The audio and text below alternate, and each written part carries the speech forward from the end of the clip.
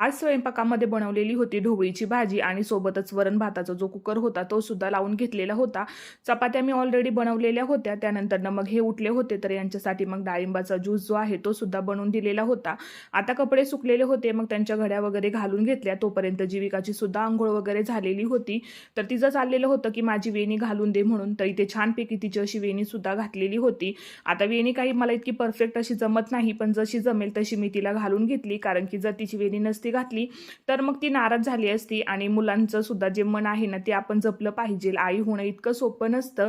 सगळ्या गोष्टी ज्या आहेत त्या व्यवस्थित मॅनेज केल्या पाहिजेत. आणि तिची वेणी घातली की ती फार खुश होते. त्याच्यामुळे मग तिला सुद्धा खुश केलं. आणि त्यानंतर मग मखाने जे आहेत तर ते सुद्धा फ्राय करून घेतले. आता भरपूर साय जी आहे ना दुधाची तर ती साचलेली होती. मग त्याचं लोणी काढून घेतलं आणि तूप कढायला ठेवलं. तूप कढेपर्यंत जी काही तुपाची भांडी होती ती वॉश करून घेतली.